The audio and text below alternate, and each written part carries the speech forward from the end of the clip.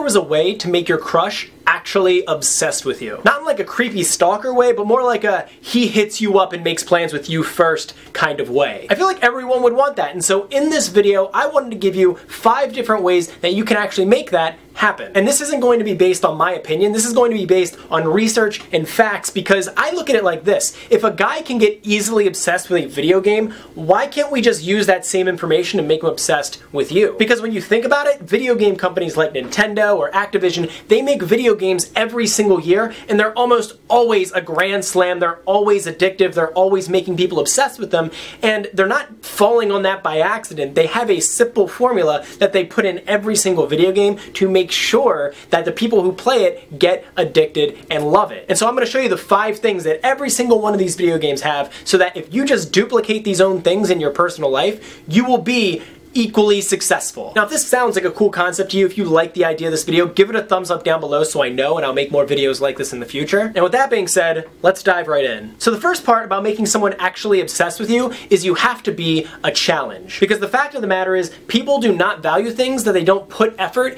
into getting. If a guy played a video game and it was just easy the entire way through, he wouldn't get to the end because it wasn't challenging, so it wasn't stimulating or fun for him. He'd be completely bored. But instead, what a video game actually does is they make it easy at first so that you get familiar with it, and then as you continue to play, as you progress through it, the levels get higher, harder, and more challenging as you go. And as it continues to get more difficult, that is what sucks you into it. And so with people, it's the exact same thing. For some reason, people think it's like all about playing hard to get from the minute you meet people, but yet nobody does that with people who they're not into. We treat everyone who we don't know, you know, usually, hopefully, I hope you're polite to people who you don't know. I don't know, maybe you don't. Maybe that's why you're watching these videos. But we don't play hard to get and act all weird and play these mind games with people who we don't know, so why would we do this with someone who we like? Why? Treat everyone exactly the same. Be nice to everyone, show interest in the things that they enjoy, and then as they start talking to you more, if they want to get to know you, if they want to spend more time with you because you're giving them those good emotions, they're the one who has to put in more effort. They're the one who has to reach out to you. As they start putting more work in, that's when they start to care. And that's how you go from this person who's trying to play hard to get to being someone who truly is hard to forget, which that is the name of the game. That is so much better. And by the way, if you find this video helpful, make sure you hit the subscribe button down below and hit the bell for notifications, because YouTube does this cute thing where they hide my videos from you, so sometimes you don't even get to see them. Or they'll just straight up delete it sometimes after a few days of it being up, and maybe you don't even know you've already missed out on some of my videos. So the notification bell, make sure that you actually get them before that happens. Now, the next thing you need to make someone actually obsessed with you, like in video games, there needs to be some sort of competition. Back before video games were like online, you could play against other people, people liked video games, but they didn't love video games the way they do today. Once we could play online against other real people and actually beat them and feel good about ourselves, that's when like it actually became a real thing. People started trying and caring way more. Now, if we take this back to dating, if you imagine someone who is into you, let's say they're kind of into you, they're talking to you, but there's no one else that they're really competing with, there's no, urgency, really. They don't really have any reason to ask you out right now. And if there's one thing I can attest for as a guy, it's that we are very good at putting things off until the last minute. But let's say he's following you on Instagram and he sees 12 other guys are simping on your latest photo, he's gonna realize, oh, other guys might ask you out. If I don't do it now, you might start dating someone else, then I lost my chance. Boom, he starts hitting you up and asking you out. Except it's not just him, it's 12 guys because they're seeing all 11 other guys doing it.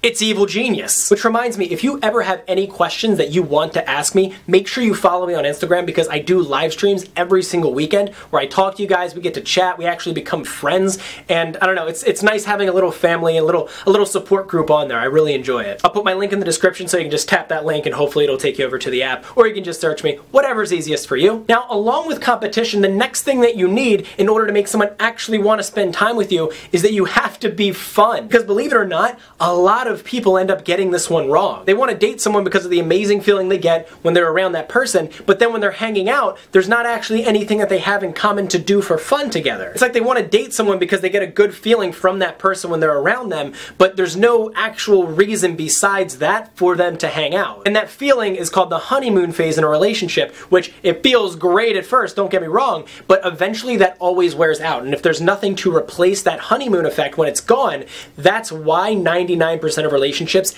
end up breaking up at the end of it. And so think about it like this. Let's just imagine in some crazy world in the year 2020, a pandemic broke out and everyone had to hide in their houses for months. If you're with that person in your house, what are you guys going to do to pass the time? That's how you gotta look at it. Do you guys like watching the same kind of shows? Do you guys like doing the same kind of activities? Do you guys enjoy the same interests, the same topics? Are you interested in the same things? The more of those similarities the two of you have, the stronger that relationship is going to be. I was doing a coaching call with someone once and they said, hey, the spark between me and my boyfriend died. I don't know how to get it back. And I said, well, what'd you guys do for fun when you first started seeing each other? And she goes, we used to hang out.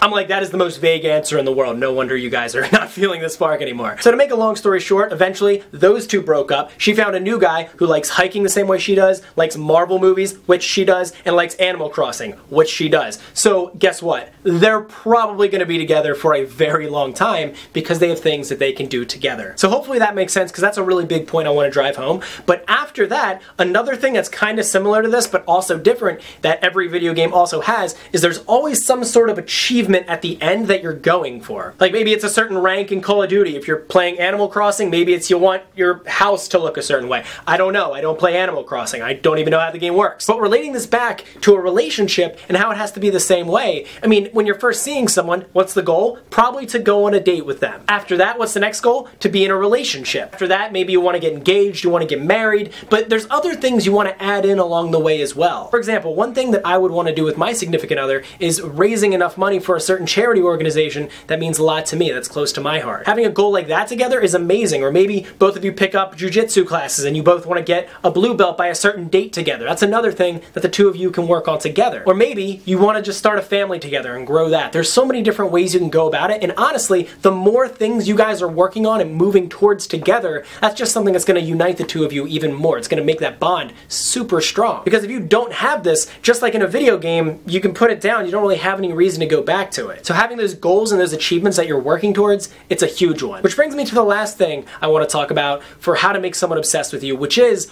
all about time span. For someone to get obsessed with a video game, usually it takes 21 days to form that habit. We all know this. And it works the same way with people. If you've been hanging out with someone for 21 days straight, you're gonna have some form of dependency on them. And here's the thing, hanging out with someone for 21 days straight, that might be a little difficult because we all have lives that we want to live, but if you can just stay in contact with them, whether you're talking on the phone or texting or hanging out, that will absolutely do the job. Which means if you just send someone messages that make them feel good for 21 days straight, because it takes 21 days to form a habit, they'll become obsessed with you. But again, it's not like a weird overly obsessed kind of way. It's in a, I really like talking to this person, I like spending time with this person kind of way that makes them want to hang out with you more. And really the trick is just knowing what to say in the messages, because if you get that wrong, you'll mess the entire thing up. But if you want to learn more about that, I have a link in the description down below where you can learn more. So if you want to check that out, go for it. Don't forget to follow me on Instagram too, where you can ask me any questions and we can actually become friends. But guys, that's really all I've got to say on it. So thanks for watching, and I will see you in that video in just a second.